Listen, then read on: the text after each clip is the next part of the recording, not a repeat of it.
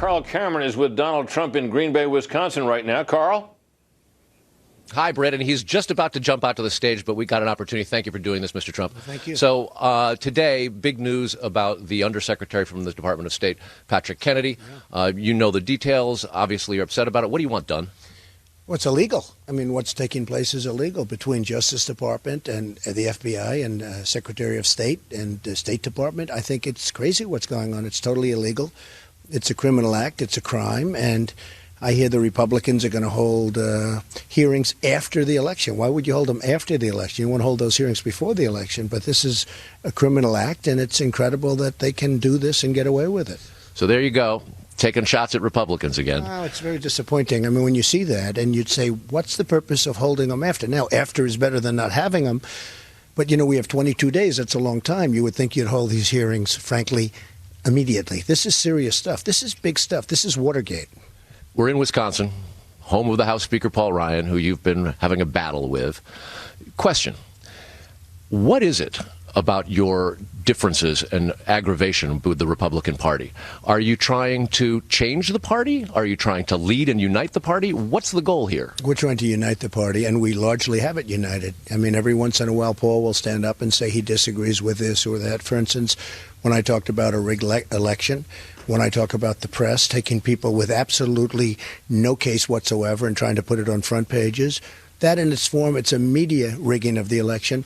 You look at certain areas of the country in terms of the voters and the booths and everything else and what's taking place, and illegal immigrants voting and people that have died 10 years ago voting. Well, now, most of the investigations that have happened about voter fraud in past elections has been more about voter registration fraud, not voter fraud. And just today, your campaign manager, Kellyanne Conway, suggested that you were talking about past elections, not this one. What evidence is there that you've seen that suggests that there's voter fraud underway now? Well, I am talking about past elections. I'm talking about recent elections, but past, because that's the ones we have to judge by. And when you look at the voter fraud, when you look at illegal immigrants voting all over the country, when you look at people that died 10 years ago, I mean, there's one person died 21 years ago, and that person's still voting. Was a Republican, now votes Democrat, which is sort of an interesting phenomena.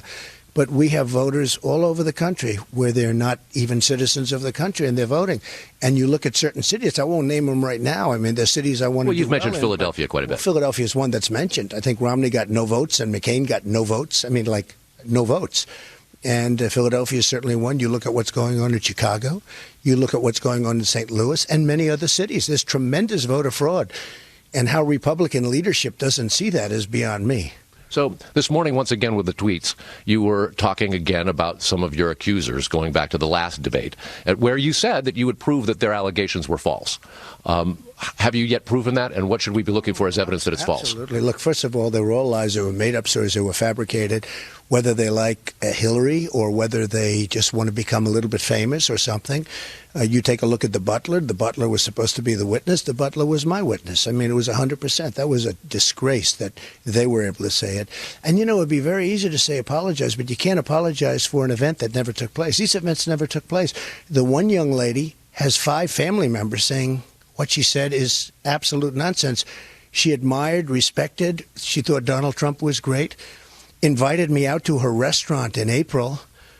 I didn't even know who it really was. She was a contestant on The Apprentice, I remembered. Invited me to a restaurant. Obviously, I didn't go to a restaurant, and then got very nasty with the charge.